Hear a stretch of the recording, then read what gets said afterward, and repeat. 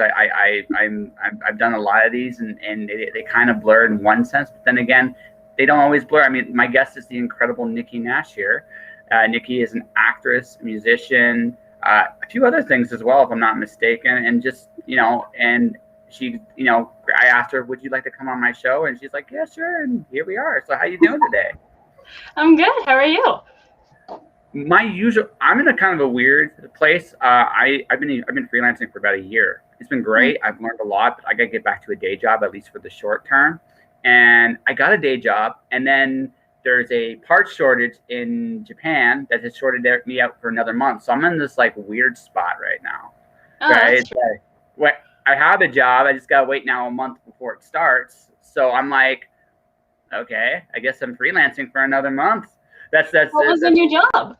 Well, it's just a day job, a steady day job. Like basically, it's just I'm in Windsor, Ontario right now, and so it's a very automotive place. So I got into a factory basically to work, just a steady shift because I don't really need much for me at this point. It's just like I need to be able to pay my bills, and I need to be able to occasionally buy comic book money because I'm a comic book guy, and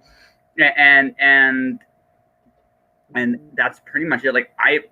So you're kind of in a boat, like you're a freelancer in your own sense because you're an actress, you're a musician, and you're always looking for that next gig. I think the hardest lesson for me about the whole process is figuring out who you are as a freelancer, if that makes sense. Oh, absolutely makes sense. Yeah.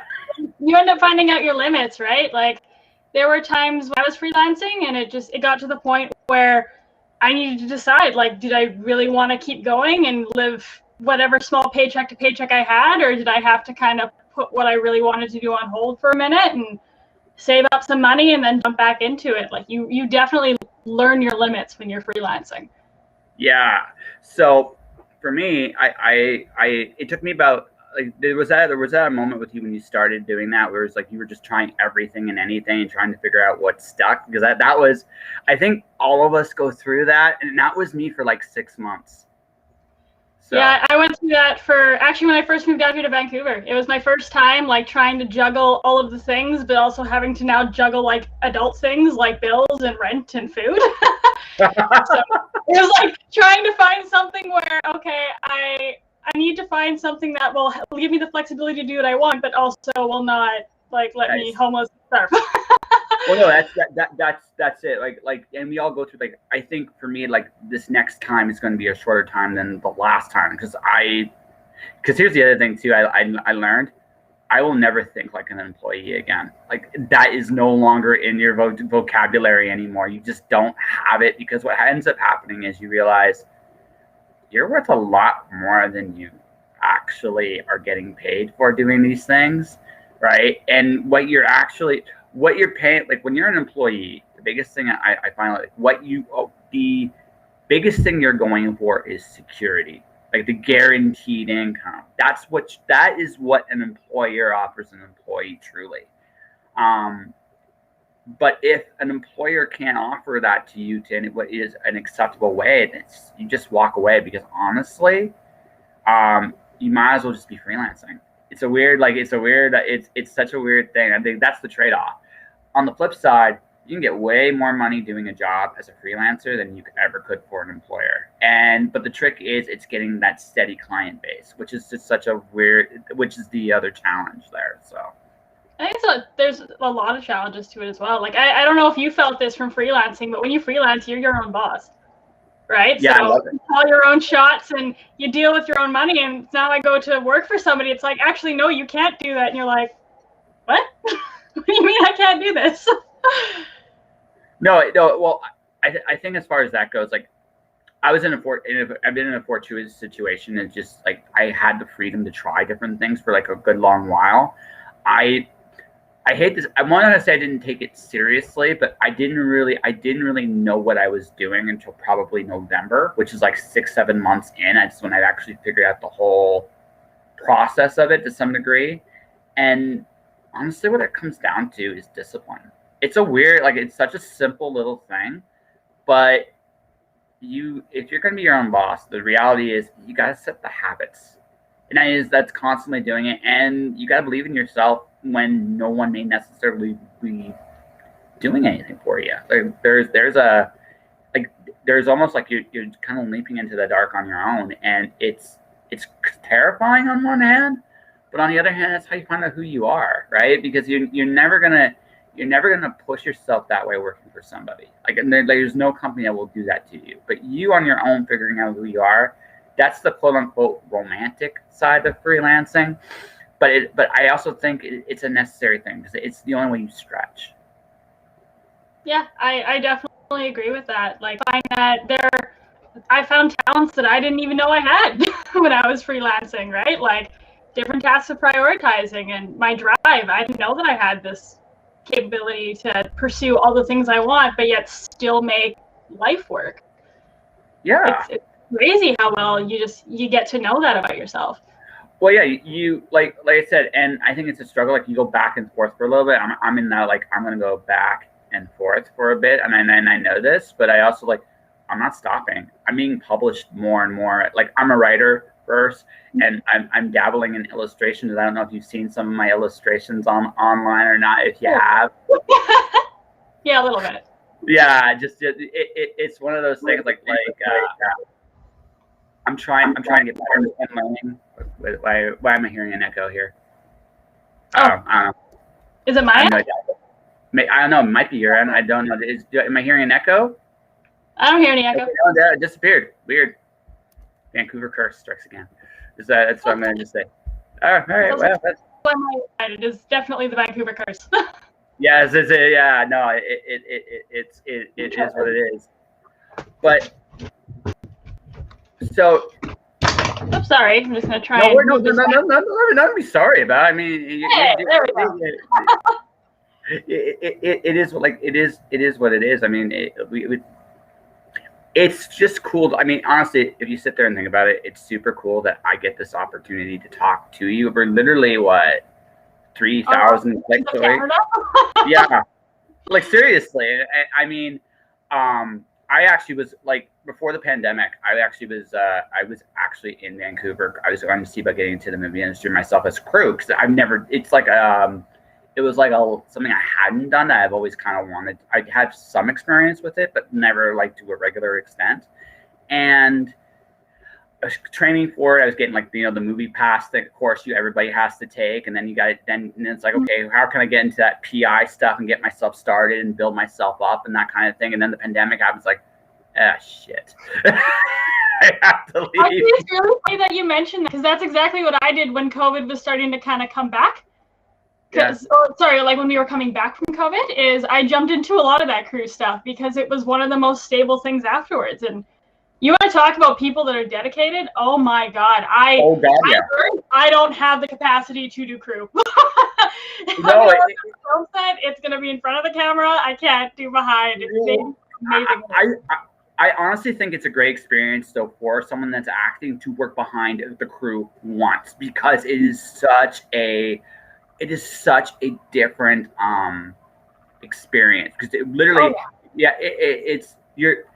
it's actually a set, like a television or movie, doesn't really matter, is essentially one part warehousing, one part creativity. The crew builds whatever is needed for the scene, whatever the scene is. You guys come and honestly, lots of respect for what you guys do, because it takes. I've seen some of the scripts you guys have to work with sometimes to make that artistic and to make it. That's a skill. It really, really is. Sometimes you read it, it's like, how can I make this work? And that's sometimes a challenge.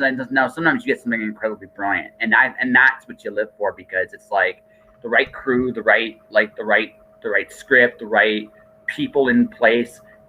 It's magic, literally on screen. It's totally magic, and usually it's somewhere in between the and magic. It's somewhere in the middle where there's just challenges, but there is so much that goes into a television show, and I think honestly the ability to see every side of that, it's a great way to learn. It's just like creativity like is probably one of the biggest examples of problem solving, no matter where it is. And that's what I learned with being on a set. So I honestly agree with everything that you said. Like the biggest thing now that I've worked in front and it brought me a different things do, right? Like you have one person's idea and then you have all these other departments that are trying to put that same creativity together. And it's just insane how everyone has to be on the same page, but same like creativity, problem solving, putting their own takes in and getting a job done to just create that bigger picture. It's honestly fascinating. Yeah. Well, like, and so like, so would you ever direct? Now that you've been behind, would you ever try directing? I should ask that because that's an interesting spot. You know, I actually would consider directing. I've done a couple like short film and like indie type projects where departments kind of cross over a little bit, and I know I helped out a little bit with like throwing out some ideas, and that was by means I was not the director at all, but I got to have a taste of what it was like, kind of saying, well, what if we tried this, or what if we tried that, and just throwing in different ideas to kind of help create that picture.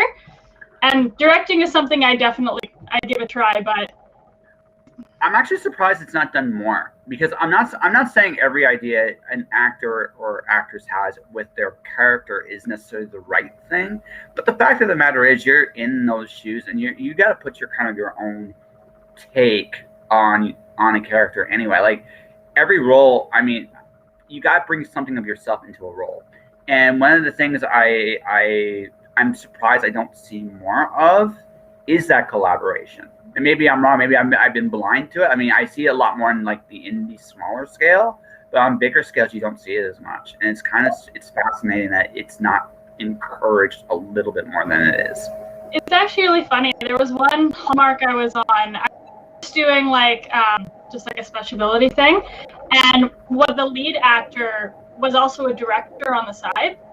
And I remember when they were reviewing the tape, the actor walked over and he's like, and they're both standing there looking at this tape and they're talking and conferring, and it was really cool. Like he wasn't the director, but being able to have that input and have that ability to throw out the creative idea, like I think it is it's not talked about a lot, but I do think actors have more say than it's let on. Good. Well, I'm happy to hear that, because honestly, you guys are playing. I mean, yeah. I mean, look. I mean, again, it's all about the vision. Like whatever that ideal vision thing you're trying to put together, like that's important. But yeah, I mean, you're playing the character. You got to be comfortable with it, because if you're not, it's gonna show up on screen. Like and it's like if you're not, and then I don't care how good of an actor or an actress you are, it's gonna blow. It's just going, because you're just it's not you, right? Right? You gotta find that little piece of you in everything you do. It's just the way it is. And that's half the battle, right? Like in a lot of my training, that was the biggest thing I had to overcome, is picking my choices, sticking with my choices, and being confident about my choices. Because at the end of the day, they're my choices, right? Like your character and you become one. Yeah. So you had to learn how to say no then a lot too. That's another like big thing, right? It's just in this thing. It's at some point you got to say that dreaded word, no. No. And no. It's not a bad thing though. Like honestly, like I think I'm gonna ask a question. Please don't beat me, because you're probably younger than I think you are. How old are you? Oh, I like this game. You have to guess. Oh, okay. I'm gonna say late 20s, mid to late 20s. Yeah, mid to late 20s. Mid to late 20s. So I mean, it's possible you're older, because you definitely have a good head on your shoulders, and I feel you're very confident in who you are. That's all due respect to 25 and younger. That doesn't usually exist at that age group. Usually that's a little older. It's possible I mean, there are exceptions to that, but that's what I mean, Lord knows I didn't have my shit together at 25. So I mean, I'm just going by my own experience too. I'm not saying I was any better, but I'm gonna say 27 and go like 27. this. What? I'm going to take everything you just said as a compliment because I'm definitely 25. Yes. No, because like I think there's a point, like honestly, with every person, like we all have those moments in our lives where we recognize the fact that there are things we won't do. We just can't do them because it's not who we are. And whether it's right, wrong, or indifferent, right? That's just the way it is. And as a creative person, it's important to know who you're not as much as who you are. That doesn't mean you can't find a way to make these things work. Okay, maybe your character is an evil, maniacal bitch with world domination on screen, but maybe you just don't do jealous well. Like you just don't. Like maybe there's a jealousy, pettiness there. You can't do that, but maybe you can be vengeful. Like maybe there's that little part of you that's like I hold grudges and I can bring this out and have, because being a bad guy can be a lot of fun, like totally a lot of fun, right? But the thing about that is, right, is you gotta be. It's recognizing who you are as an individual. I feel like if you're serious about art, you gotta be kind of serious about figuring out who you are and who you're not, and so that you have to.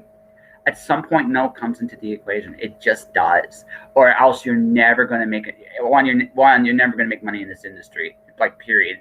Oddly enough, the more no's you get, the better your offers do get eventually. It's a strange but true thing. That is how it works.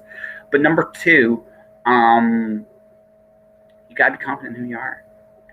And because that's what's going to be presented on the screen, like especially in your business where it's you're in front of the camera. People are going to see you, right? Confidence carries. People can see it and feel it. So you gotta bring out that best take in that, whatever that is. I think, like, from my point of view, as someone who's been working in this industry since I was probably about 19, you learn how to know and what your limits are, hardships. So I know in this industry, it's really hard. Like with being an actor or even in music, you do have a lot of people that are rooting for you, but you also have a lot of people that are telling you you're not cut out for this, or this isn't meant for you. And overcoming those hardships and really digging deep to see what roots you have to keep going helps you with that ability. Like I know for me as a person, showing for lack of a better word, vulnerable emotions like crying, so hard for me. It's something that I have never been able to really do unless I'm being pushed very over the edge. And when it came to getting auditions for parts where I had to cry, or when I show that I was being very vulnerable, I really had to dig deep for those. And if I couldn't reach it, like back when I was a little bit more inexperienced, I would have to find other ways how I would express sadness in my day-to-day life, whether it be acting out on certain things, or instead of crying, like being very frustrated or quiet, reserved, just showing the human emotion as it comes to you, right? Yeah, okay. I just learned something about you too, and that's kind of cool. You're going to be an even bigger badass in about 5 years. I know this. I know this for sure because I can. One of the hardest things, like for me, because I've gone through some very interesting hardships, and you get humbled, like very humbled sometimes by those hardships. There comes a point where you gotta let your pride go, and you gotta ask for help. It's okay to cry. It's okay to do those things now. And I'm a big enough man to admit I've been there, right? And I may end up back there at some point, but I'm strong enough to show it if I need to show it, right? We all hit those breaking points at some point, and I'm not saying, yeah, you're going to be very strong. A couple of years, you're going to be really strong. Jesus. But I hope you take that. Like, it's just, you're going to get more comfortable being vulnerable as you get older, because honestly, what's going to eventually happen is you're going to give less and less of shit. And I mean that in like the best possible way. It's like, I really don't care what you think. I need to do this. If you don't like it, there's the door. Don't let it hit your ass on the way out. I don't care. Right? I don't care. And if you're not going to be there for me, fine. but I need to do this. And as you get older, you get a little bit more, you're a lot better at doing those things as you get older and / wiser / more. I don't know about wiser on my case. I find I'm getting more and more immature in my old age, and I'm actually terrified because like 10 years from now, like I barely give a shit now. 10 years from now, I can barely imagine. I might need supervision. Like I might actually legitimately need supervision. But what? I think you're gonna be okay. I think there's a part where in your life where you need to start making the choices of who you want to surround yourself with and who you want to be around you, right? Like when you're in high school, I know for me personally, I just wanted to be friends with everybody. I didn't care who that was. But now since moving, the amount of friendships that I've lost, but the amount of friendships that I've gained just hanging around in groups that encourage you and just lift you up is nuts, right? Like, well yeah, exactly no, it's a constant change. Like I'm at like, because of the pandemic, it's weird because I haven't really had that chance to do that here. That chance is I think going to come soon for me and find that whatever that group is here for me. However long I'm here, I don't like my life story is I was in Vancouver, I've been in Calgary, I've been in Phoenix, I've been, hello Sandstone Toucan, how you doing? Right. I've been all over. So I don't know, like I always treat everything like I have a limited amount of time, but again, as I've gotten older, I'm trying to appreciate it more. That's great to hear, Sandstone. Right? So this is Nikki. She's awesome. I've made her laugh a few times. So far on the show. I think I've also made you feel pretty good about yourself. I'm not sure about that. And most people don't act like me at 25. I will take that. I'm going to be very honest with you. I have interviewed people twice your age that don't see like that are still trying to figure out some things you've already figured out. Right. I like I said, the most mature person I think I've ever interviewed literally was 18. She's like a pop singer. I was like, wow, you got it more together than I did. Like maybe even now I have some work to do. But but that all said, right? You've already learned a very important lesson, and then that's this: you're not letting anybody stop you kind of doing from what you want to do, and that's huge. Most people, like a lot of us, don't recognize the people around us that are, I'm not going to say necessarily want to hinder you, but aren't necessarily going to help you get to those places you need to go if you really want to do those things. And one of the things, it took me a while to recognize this myself, was everybody does what they want. We all, like, it doesn't matter how old you are. It doesn't matter, like, who you are, what obstacles are in your way. You're going to do what you want to do. Right? Period. The only real question is, are you aware of what those wants are? Right? You want to be an actress, musician, entertainer, world dominator, whatever the full thing is. That means for you, you're going to have to make, like, you're willing to go take certain chances on putting yourself out there. You know that there's going to come some risk with that, but you're okay with this because honestly, right? You're like, you know what? Fuck, this is what I want. I'm willing to pay those prices. I'm going to do what I want to do. And it might mean some hard ups and some hard downs, but fuck it. I'm only going to live this once. And when this is over, I mean, maybe I'll get tired of it down the road. Maybe I won't. Maybe this will lead to something amazing. Maybe it won't. It doesn't matter. You need to do this for yourself, and you're aware of those wants, and that's huge. Like pardon? Can I share a little bit of my story of how? Sure, go ahead. I take over. Well, no, it's actually like I love telling it just because it does show when you know what you're meant to do. You know what you're meant to do. Like, when I was 5, I remember when my parents' kids' friends would come over, we would literally write and direct and create plays. And they were awful plays, god-awful plays, because, we're 5 to 8 at this point. And we put them on for our parents. And I remember our parents coming to entertain us for it, but we would do this every single time that they came over. And then it got to the point where, and I grew up in Edmonton, so the industry there, it's not as prominent as like Calgary and Vancouver, right? And I remember begging my parents to take me to different calls, and like, we didn't have the internet back then. Google didn't exist, or it did, but it was still very new. And just begging my parents, like, any opportunity, like, we find it, please take me, please take me. And they took me to a couple, but the older that I got, the more they were just really hoping I'd be like, I'm going to go to university and I'm going to get a 9-to-5 job and everything's going to be great. And I remember when I was about to graduate high school, I first dropped the palm about talking to my parents about moving to Vancouver. And my parents were like, no, you are going to go to school and you're going to get a degree. And then when you're done that, we can talk. And that was a giant fight in my house. But I did it. I ended up going to school, and the 4 years went by, and I said, okay, I'm still moving to Vancouver. Like, are we all okay with this now? And finally, when I moved out here, and I was out here for a little bit, and I was showing them, like, hey, I had this audition. Hey, I was on this set. Like, hey, I've been doing this. It's just all of the trials of, you know, them just wanting the best for me, but pushing past that and just knowing that this is what I've wanted to do since I was literally 5. It was like, I've tried your way. It's not for me.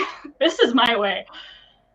So, so you want to hear my bad, like one of my very first stories? Like, I'll tell you like a bad, like seemed like a great idea. I was 8 and I wrote like this cool idea, like dolphin saving the world. Okay, it's cool, right? Not a bad thing. But I had this really like for whatever reason, like I used to watch the oceanography stuff. And you remember how dolphins, if you hear them, like, you know, it'd be kind of cool if I actually had them talk like they actually do in real life with clicks and whistles.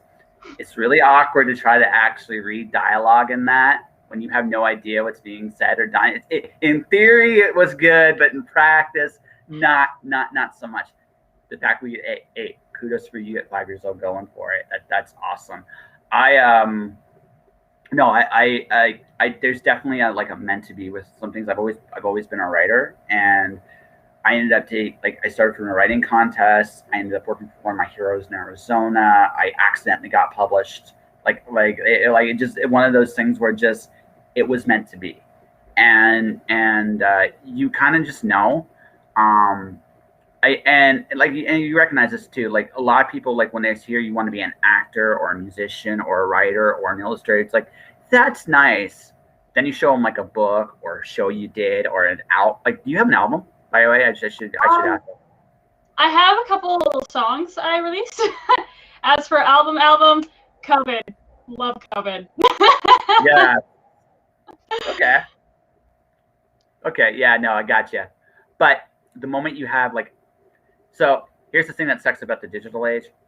It's a lot harder. I have a book of mine, and I show you my physical copy of a book of mine. It's like, holy shit! Like, I had a buddy's girlfriend come in when we were living in Calgary.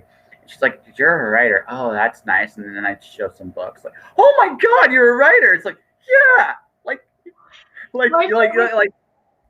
my favorite story I love to tell is I met a new friend back shortly after high school, and he brought me over to his house to meet his family. And I remember his dad asking, he's like, "Oh, what do you do?" And at the time, I was going to university, and I said, "Oh, I'm going to school." And he's like, "What are you taking?" And I said, "A Bachelor of Arts." And the guy stopped and looked at me and went, "Now, what are you going to do with that for the rest of your life?" And I was like, "Oh." This is exactly it, right? Until you show them, "Oh, hey, I'm actually doing this or that." Just saying it is just, they don't take you at face value. It's one of the few professions where you need to show them and be like, "This is what I've done." You literally have to shove it down their throats. It's funny. But so my all-time favorite, though, first time I lived in Calgary, I was working at a Superstore. I published my first book on my way back. I published my very first book. And this gal here was like, I just literally gotten into the local chapters there. And it was the day before I did that. And I go in, she's like, "Oh, you'll never publish your book." I showed her a copy of it. "Oh, you'll never get it into chapters." I did that yesterday. So you can go to Richmond, and you can actually buy one. The look on her face as she went from, "I'm going to crush this guy," to, "I got nothing. I got absolutely." It's like, it was wonderfully glorious. But I mean, it's unfortunate. I mean, art, like if you really sit there, what you're doing, like storytelling, which is what, like, where no matter whether you're doing music, whatever kind of art you're doing, it's used everywhere, like absolutely everywhere, right? My favorite comeback for over COVID was like when my parents were kind of talking to me, like, we support you in what you're doing, but maybe it's time to come back and just kind of ground your roots and then go back out afterward. And I was like, what have you done the entire time during COVID? How many shows have you watched? Like, how many like movies did you pound through? At the time where you needed it most, like, that's where my profession came in, right? Like, it just changed that point of view for a lot of people. Oh yeah. Oh no, I know. It's one of those things, like I know people are like, well, we're glorifying. No, we're not glorifying the arts. Like, the truth of the matter is, I think the biggest reason why I think art is disrespected like this, there's two parts to it. Number one, it's not by and large, it's not like if you're an athlete, you watch an athlete pursue excellence, and when they're really, really good at something, it's easy to see, right? I didn't and I'm being very honest, until I was on a set and I actually watched an actor really perform and actually get into the role, I didn't take it as seriously because I didn't see the actual work that's actually done. It's not easy. It really is not, and not everybody can do it. And everybody, and anyone that does act, there's limits and ranges and things of that nature. It's a lot of work. It really, really is. But it's a lot of that stuff it's a mental state as much as it is like actual doing work, and you don't see mental states. It's hard. Like, you don't see what happens on a set or what happens prior. Like, you don't get the moment before as an actor, right? You're just jumping into it. And it's really hard to kind of put yourself in that place and be able to, if like something falls or if there's a sound, being able to snap out of it and snap right back in for the next take and pick up right where you left off and feel all those emotions all over again. There's so much more to this industry that I wish people would talk about more, and maybe they wouldn't be so afraid to jump in and give it a try. Well, yeah, it's ultimately using, again, this is just from the outside looking in. Correct me if I'm wrong, because you know what you're doing, and I'm just a schlub with the podcast.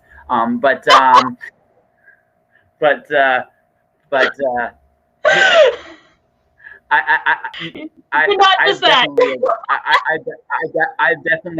have definitely amused you this whole episode. I can definitely tell. You're a very funny guy. Pardon? I said you're a very funny guy. I try sometimes. Right, sometimes not so much, but that is just the way it is. But but the thing is, like, what I was saying there. Oh wait, I just lost my train of thought. It seems to me like what the biggest thing. I think the biggest thing is it's about being in touch with kind of who you are and who you're not, but also using your own experience. Like we were talking about, like, crime was very hard for you because it's not that kind of like the kind of loss you're trying to depict, or those broken moments, like when you need tears to heal. That's a very, again, not everybody goes through those really, really hard things at a young age. So do you imagine so that's something you're maybe not so comfortable with because of the personal experience, but you can still research it. You can still put yourself in those emotions. Like, you're putting yourself in a constant emotional state, and you're trying to create an experience that someone watching can empathize or with your character, whether it's, oh my God, you poor so-and-so, or I want this bitch to die because she's such an evil, or oh my God, this is terrible, or oh my God, this is amazing. You want to create an emotional reaction with your audience, right? Because for two reasons. One, because you want people to be invested in your character. And two, you want people to be invested in you. Because if you do this well enough, you do this good enough, people will notice who you are. And next thing you know, I mean, who knows where you'll go? Like, I don't know what you're, like I said, I said world dominator, but I mean, you definitely, I imagine, like, you have your goals as an actress. Like, you have things you want to accomplish. And I mean, you never know, like, Vancouver is not that much of a, like, lots of people have started up there, have ended up in Hollywood in bigger productions. Maybe that's a goal of yours. Maybe it's not. Maybe you're content just being in Vancouver. I don't know. But although if I were to guess, it'd be the former, not the latter. But my personal goal, it's the same with music. It's the same with acting. I don't do it because I want to be known. I do it because I love it. Like my biggest dream is to be working enough where I'm seen, but walking down the street, you'd never know. That's my goal. So you want to be the Bruce Campbell of acting, or as an actress, or maybe. So one of my favorite actresses is Gina Davis, because she's just, you wouldn't recognize her on the street, but she's a talented actress, and she's like an all-around badass. Like, she's a world-class archer on top of that, right? And it's like, so that's you. Like, maybe not necessarily the archery, but all-around badass, like world-class, whatever it is you do. And I don't know if I'm all-around badass, but definitely, yeah. I just want to keep doing what I love, and I don't need to be the top star in Hollywood to do that. I just need to have enough work to keep doing what I want to do.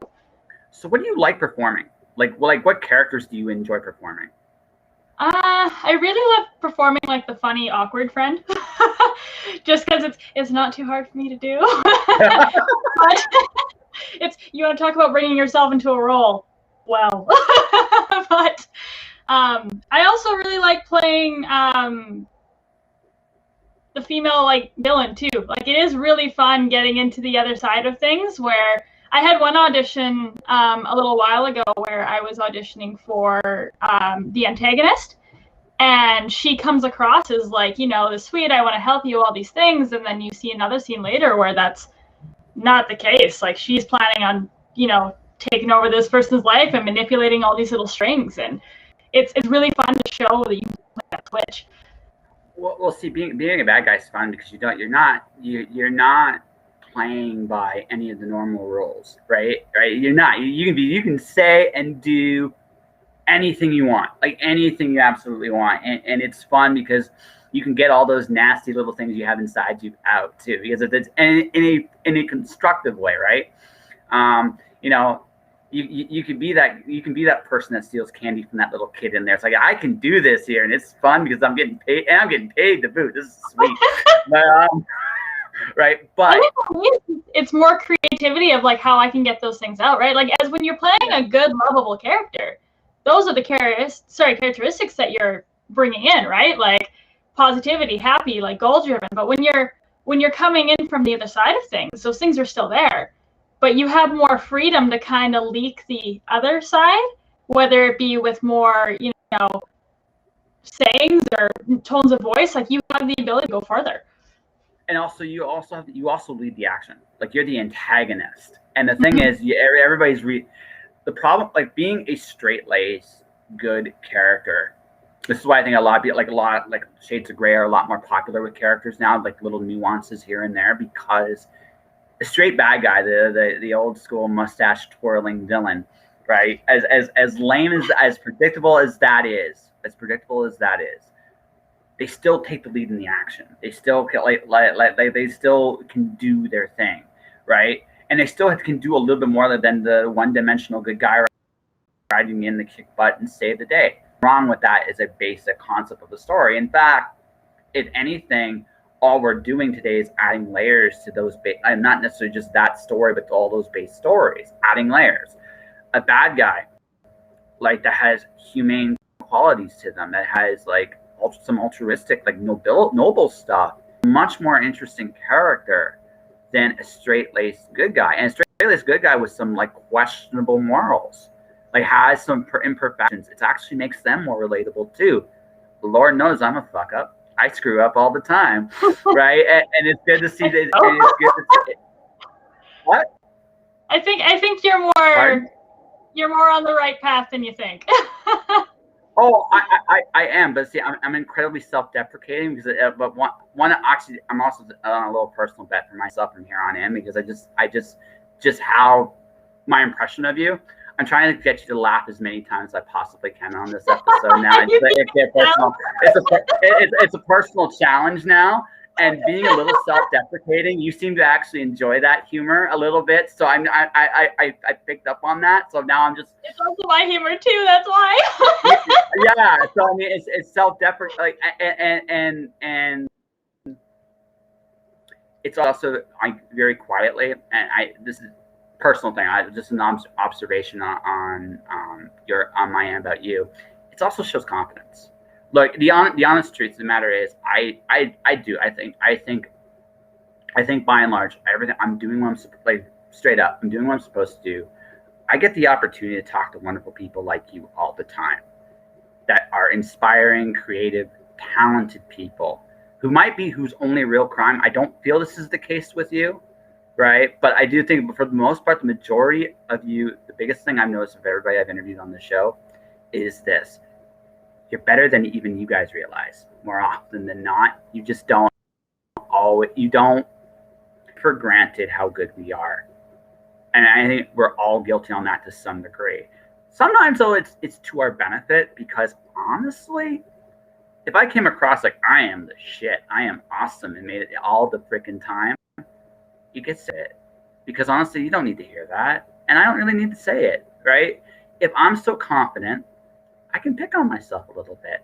My sister picks on me all the time. It's all good. Like, it humbles me in the best possible way, right? But it's having the awareness that I'm good at what I do, but there's still a lot for me I can learn and grow. And I had that humbleness, right, to realize that. And I can take charge of that and grow with that, right? I can be, it keeps my ego in check, which is a plus, right? It keeps me humble in a good way, because that means I'm always willing to learn and be open to learn. And number 3, I can have fun with myself. Because shit, it doesn't matter how big you get. If you can't goof off with yourself, what's the point? Right? I mean, we're doing this because we love to do this. We're not doing this because we're going out there.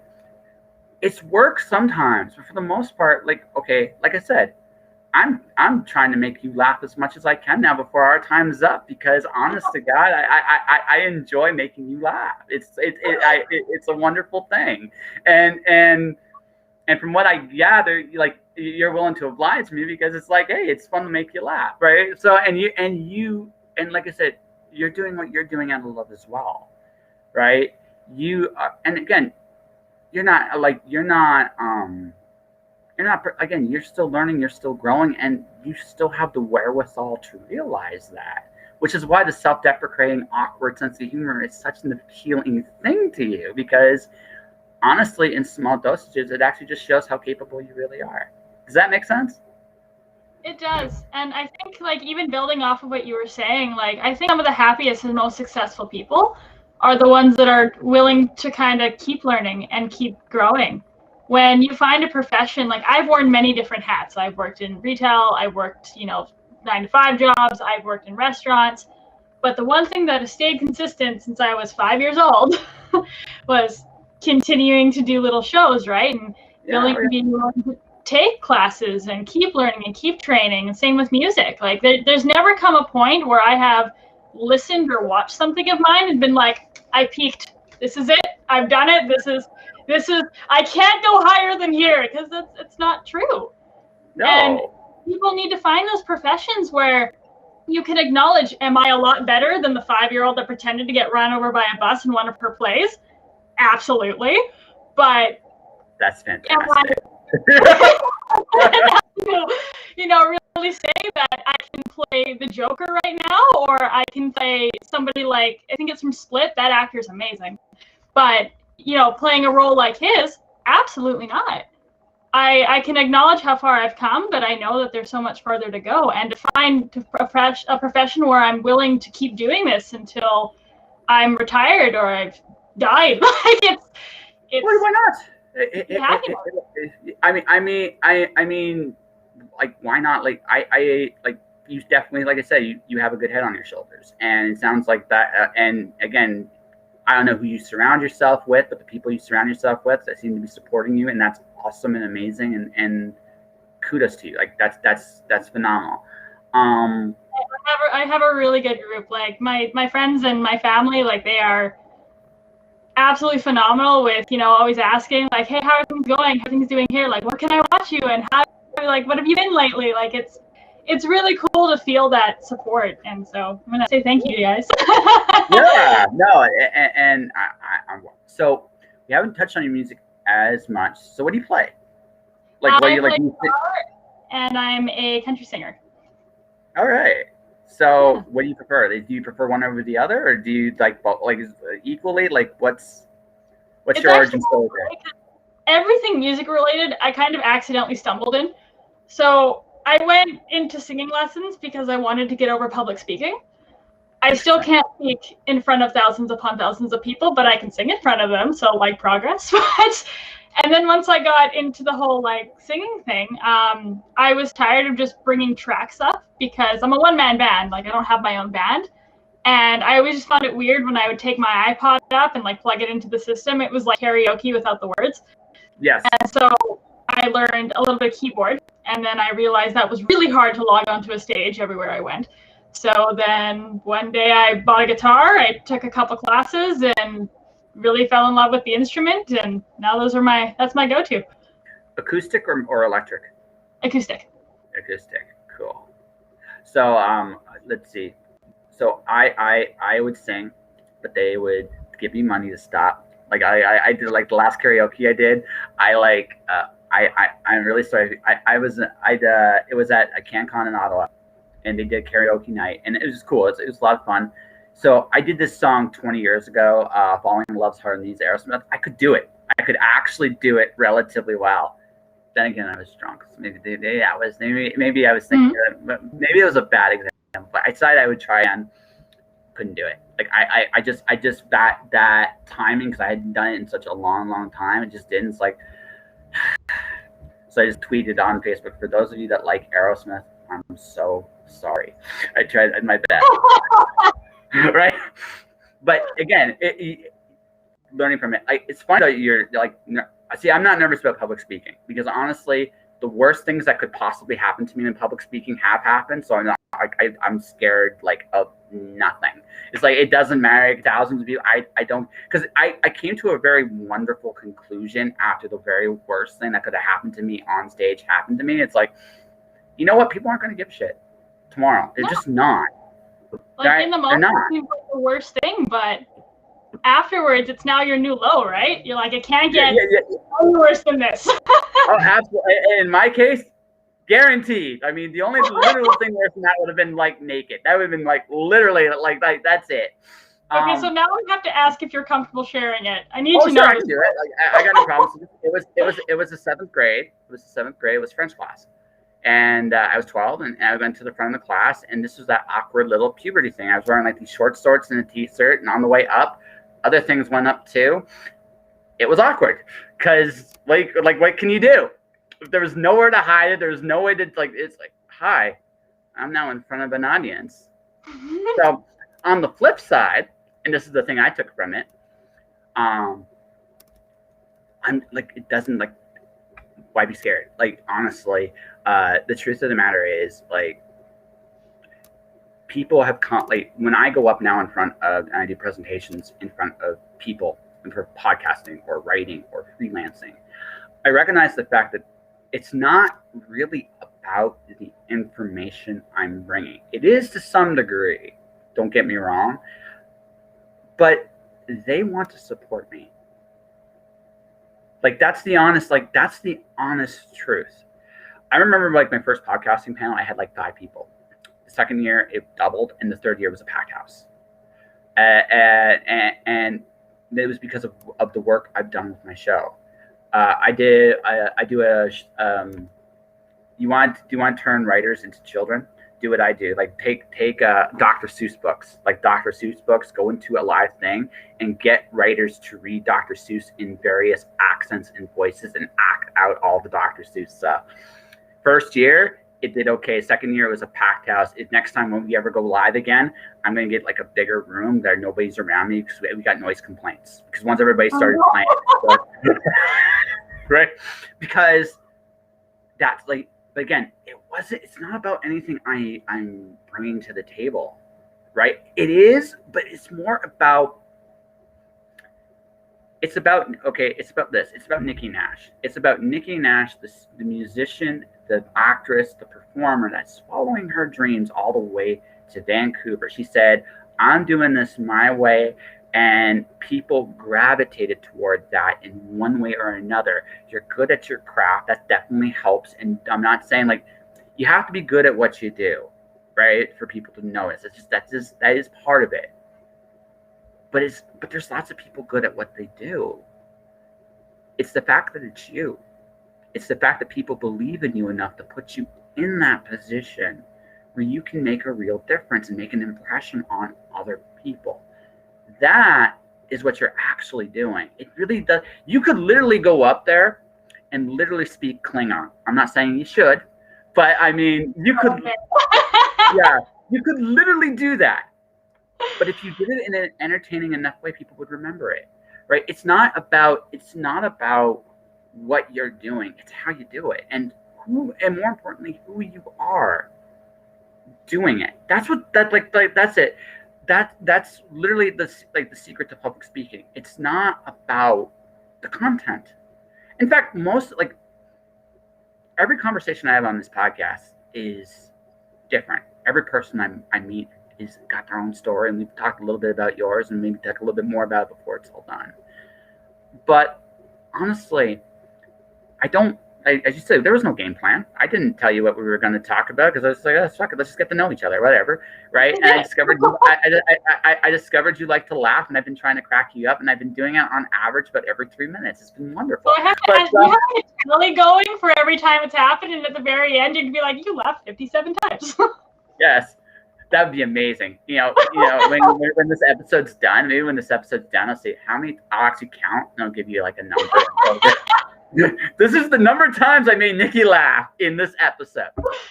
Although I do have to say, I learned something from you today. And one of the biggest things that I learned was exactly what you said. When you're there, people are there to support you. No one's going to come out to see you if they don't believe you or see you. And that is a point of view that I had never even considered. So yeah, no, and I want to finish. But I was just going to finish the point here. This is the thing. Most people honestly don't fear failure.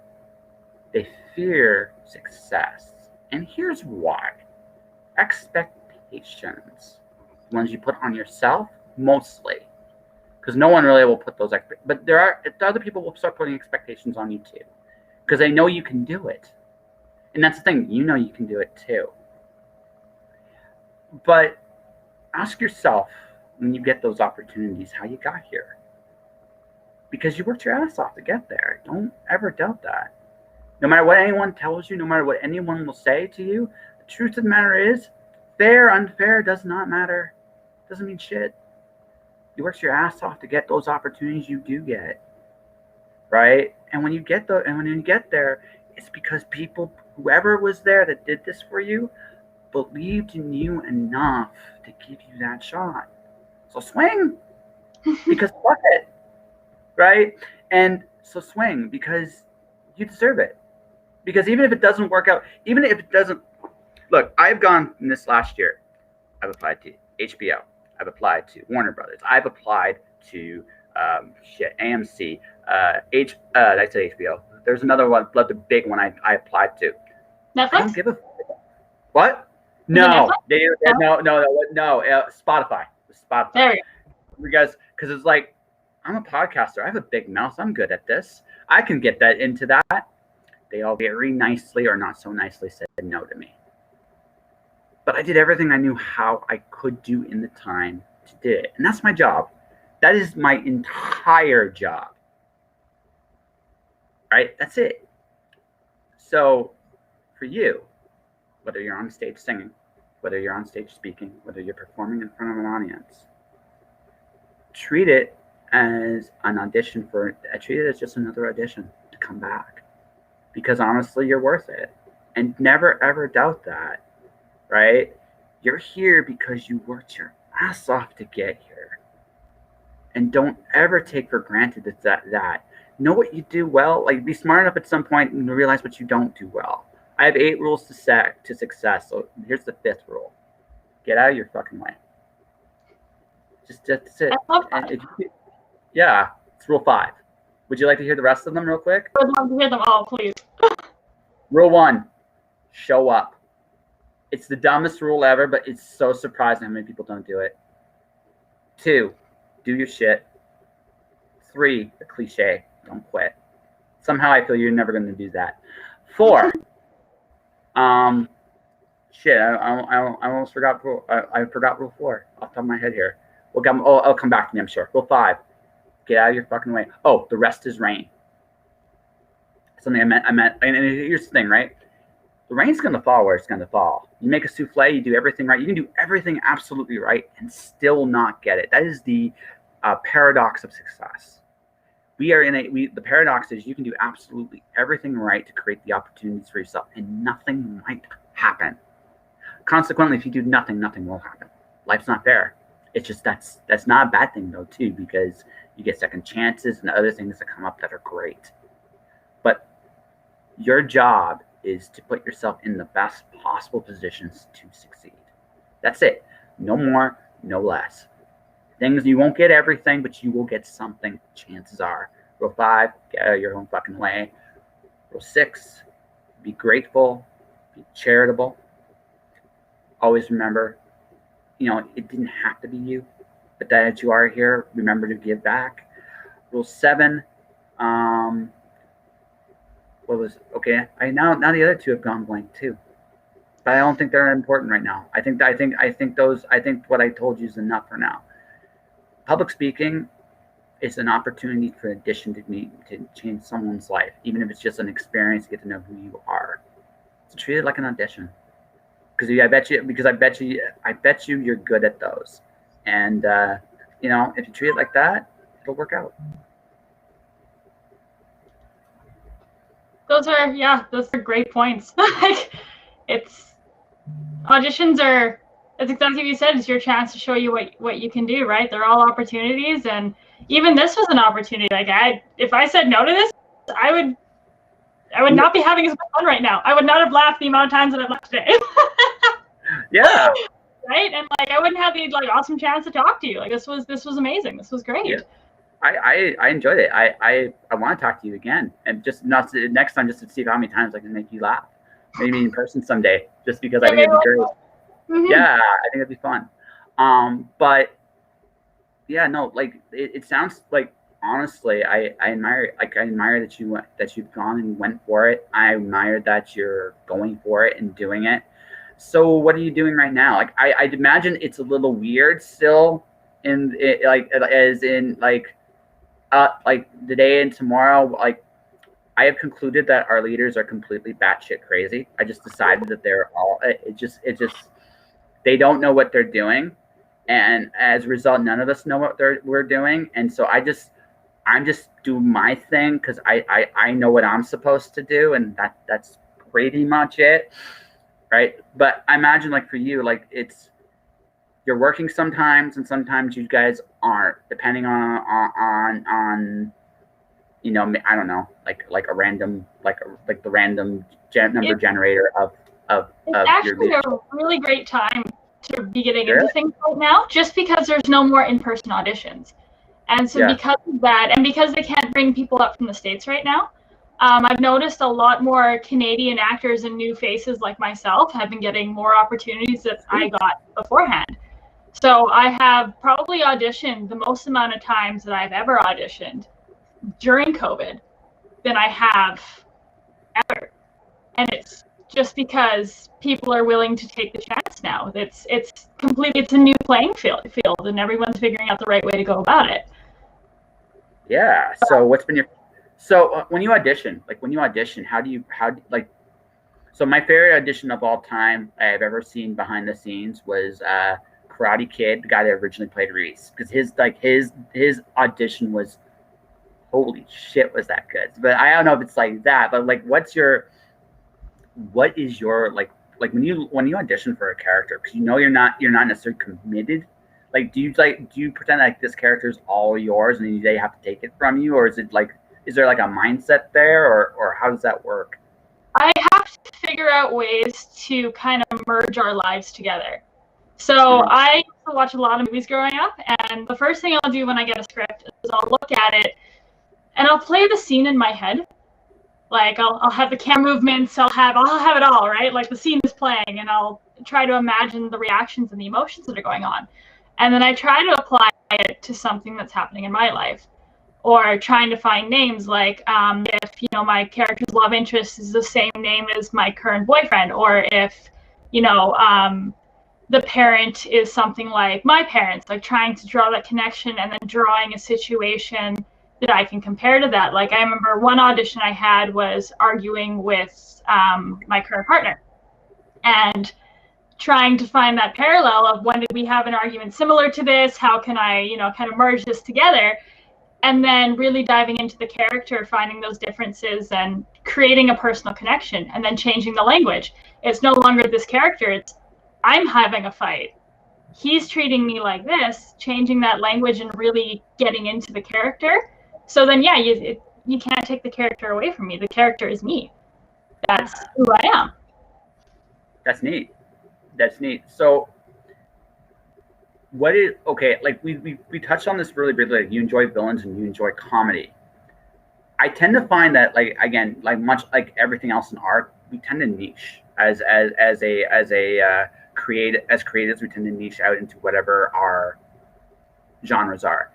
So do you want to do comedy like if you had to choose between being the villain or the comedian, maybe you don't ever have to make that choice. Maybe you find that Hallmark Disney zone where you can be both. Right. That's the right. Hey, listen. Again, 12-year-old me. Yes, it was corny and it was cheesy, but I imagine she had a blast doing it just because it was just so silly. Read the Repulse stuff from Power Rangers. Probably the silliest stuff you'll ever see. It's just silly, but at the same time, right, it's steady work, and I could be both. I can be the antagonist and I can be funny at the same time, or mostly funny at the very least. I mean, it was Power Rangers, so it wasn't like the greatest scripts in the world, but you get the idea, right? Like there are, or maybe like voicing a cartoon like on the Disney afternoon. Like anyone that had those like old school cartoons, like I'm old, shut up, right? But it was one of those things. I don't watch the same cartoons. I still watch cartoons. So Darkwing Duck and DuckTales were my things of choice back when I was a kid. I loved both. Darkwing was I'm a comic book guy, so Darkwing was first, but DuckTales was damn good. Like just damn good, right? So, no, it's one of those things like for you, like if you had to branch, like, do you want to go deeper into, because comedy is super hard. Comedy is so super hard, but if you do it really well, I mean, it's amazing. Right? So, or do you rather be something more dramatic, be more of a villain, be more of like, or if you had to choose, or would you like, again, that happy Hallmark Disney medium? For me, I used to watch like a lot of the old shows. Like growing up, I watched a lot of Cheers. I watched a lot of Third Rock from the Sun. So much Third Rock from the Sun. And like, Friends and all those things. And I love the comedic aspect and being a little bit over the top, but I also love watching, like the old cartoons like Kim Possible, Dr. Draken. Oh my God, that'd be such a fun character to play, just because he's so out there but like, evil scheming, but he has a comedic timing to him. So ideally, I'd love to have that intermediate thing, just because. Go ahead. So the role I'm thinking of, honestly, is something like Samurai Jack. Samurai Jack? Did you ever see Samurai Jack? Okay, so it's about a samurai from the past that fights this demon who sends him into the far future where the demon has won. They have their relationship is one of the most interesting things I've ever seen on television. Oku, like he sounds like a tree. He's a demon that sounds like an evil tree when he walks and when he moves, but he's funny. Like he's evil, but he's also very, very, very, very funny, right? Mm-hmm. Because they're he talks to like he sometimes has conversations with himself, and it's like they'll have a little version of him talk, especially in the fifth season. It's like, but it's that fine line, because I think the best thing about comedy, like, and honestly, comedy when it's done incredibly well, it makes you laugh, but it also makes you think. Because honestly, what really good comedy does is it reflects the world. It shows an angle of the world that sometimes is very uncomfortable, that you have no choice to laugh at. And sometimes you say profound things in that laughter or in that uncomfortable moment. So I think for me, like, picking one side or the other, it's all about the impact that you leave, right? Like, as much as I love comedic actors, like, have you ever seen the movie Ever After? Yes. Yes. So the stepmother, she is, as weird as this is, like, one of my idols. She's one of my favorite actors. And that's just because that entire movie, so much, it left such an impact on me just from how well she played that character. And that's what I want to do, right? Like, I would love to have the opportunity to pick my thing. I'd love to make you laugh as many times as you made me laugh today, right? But at the end of the day, I only get so many parts, so many auditions, so many things that I fit. So whatever I fit, I want to walk away from that performance. If I'm playing that stepmother from Ever After, I want people to hate me. I'm playing, Rachel from Friends. I want people to find that I'm hilarious, right? Like, it's all about the given situation. That's more my goal. I want to leave an impression, and I want you to feel what I'm feeling and what I'm doing. That's great. No, that's what every actor and actress aspires to be. Obviously, you can't perform music as much as you like, but I should ask this. I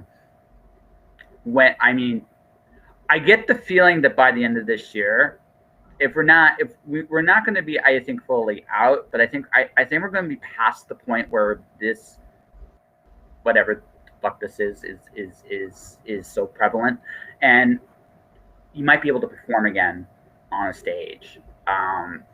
So what are you like? What's your music goal? Like, do you have, like, obviously, I'm not saying choosing between loves, because honestly, there are many great actresses who are also excellent musicians, right? So, but like, which career do you kind of want to be your, like, compass? Because, well, obviously they both tie together very well, but like Zendaya is an actress, for example, right? That also happens to do music. Do you want to be that, or would you rather be the musician that acts? Like, I'm just. It's funny. I remember back before I moved here, someone else asked me that question, and another person told me I can't do both, and that I needed to pick. And I think the biggest thing that I've learned is I want to be an actress. I don't want to be a musician. I want to be Nikki Nash. And what Nikki Nash does is what Nikki Nash does. So I'm not going to pick music. I'm not going to pick acting. I'm not going to pick anything. I'm just going to do what I want to do, and I'm going to see where that takes me. I respect that. I only bring this up. I would never say you'd have to choose, right? But I do think this is the only thing I would tell you. Like, whatever you decide, you're the boss. I certainly will not tell you to do whatever you have to do. I didn't mean it like that. It's just that. No. I know you did. I know you didn't mean it like that. But because the next part, Mike, I don't want to come across disrespectful. That's the only thing I want to know. Yeah. I don't want to. You are good. Yeah. But this is all I'm going to say is what I've learned. Like, okay, so I broadcast, I podcast, I write, I kind of illustrate. I'm getting better at it. I'm doing my first sequentials in a book right now. I'm kind of scared to death in, like, the best possible way. I'm doing what I want to do, but I've always had the focus for me of writing. Like, everything else is kind of like, there's something about, like, having, like, this one gift and using it, and then it's a biblical concept. Like, you have 5 talents, you use all 5 talents, you get 5 more. It's true. Like, the more things you do in this life, the more gifts you're given in terms of your abilities and what you can discover to do. It's the ability to follow through on those gifts that that open you up to everything else.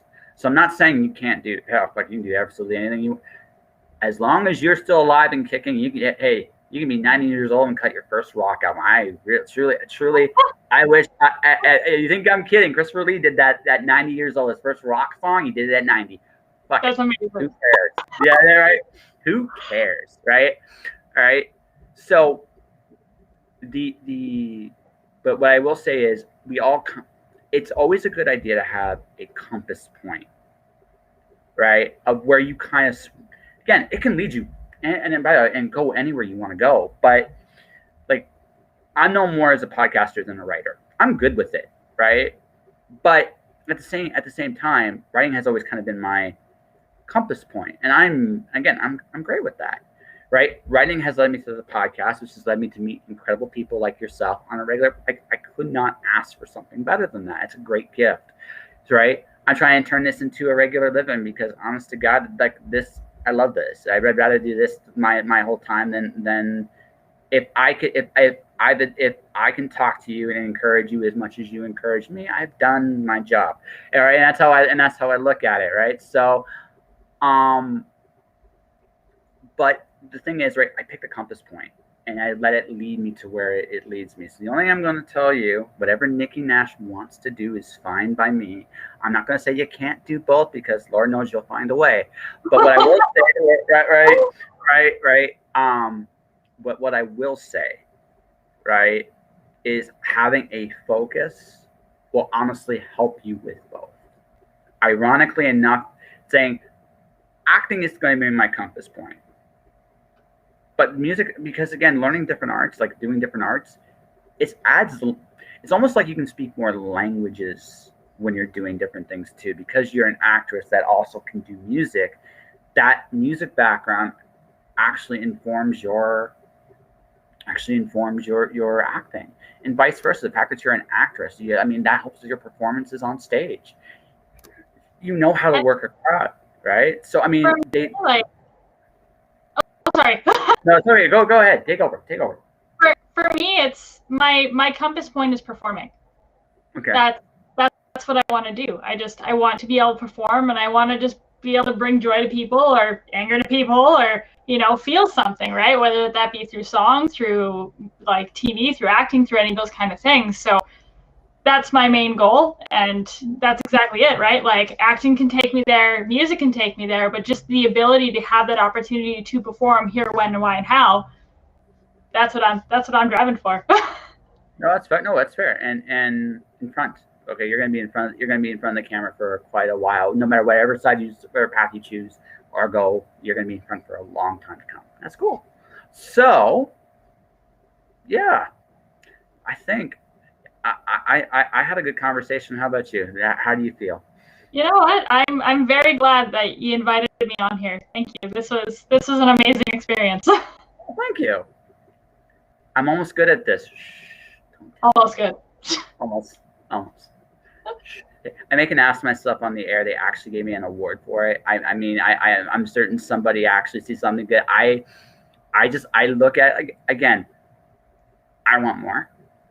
And because I want more, I know personally what I can do to get better. And going back to something we started at the very end, like there's always room for growth.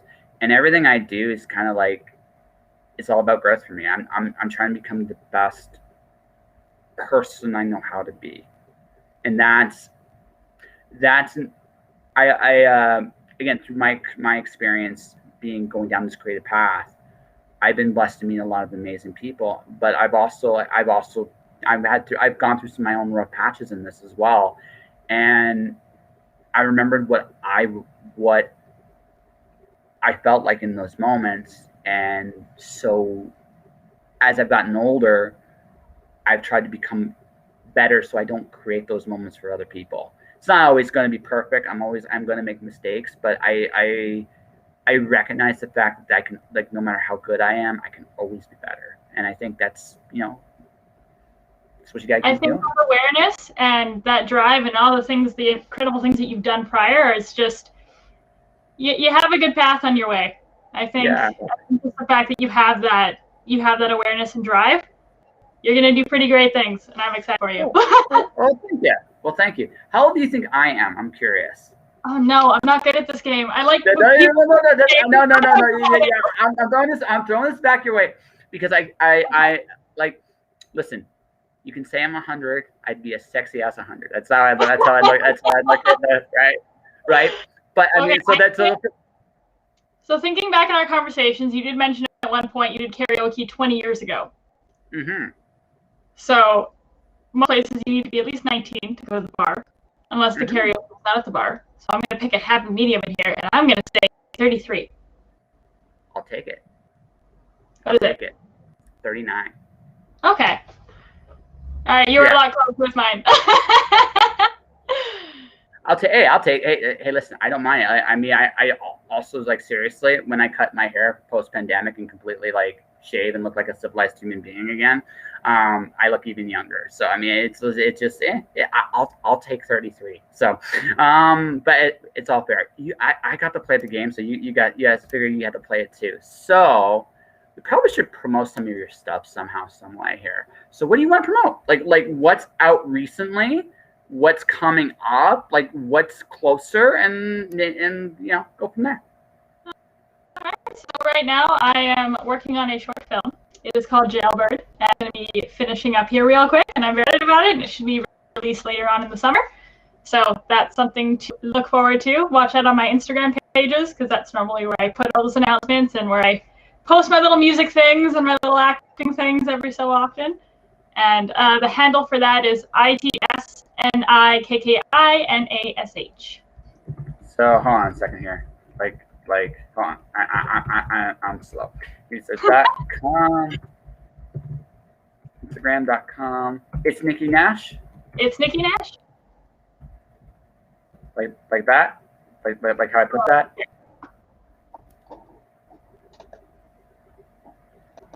I'm gonna try this. You're gonna try this? Okay, hey. How'd this work? I think it works. I put it up there. I put it up there. It's Instagram.com / Nikki Nash on my Twitch stream there. Well, good luck with So let's see. We're gonna have to count how many times I made you laugh. But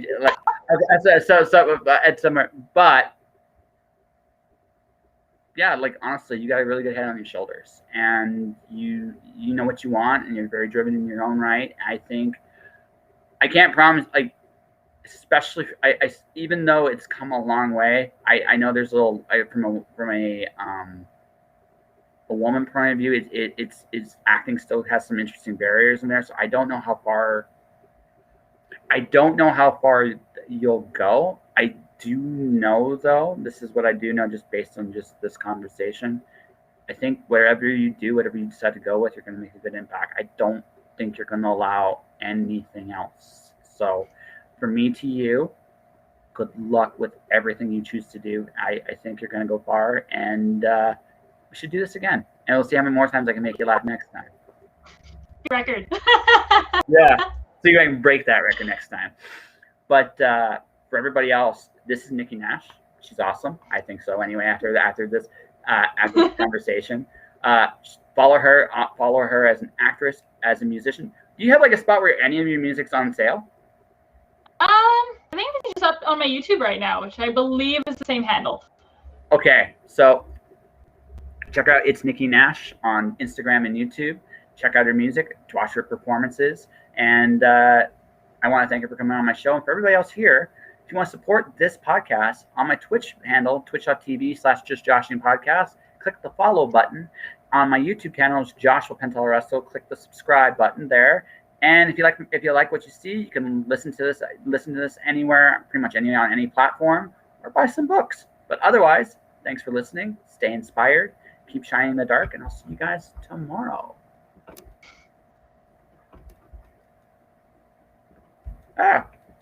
Hit this thing.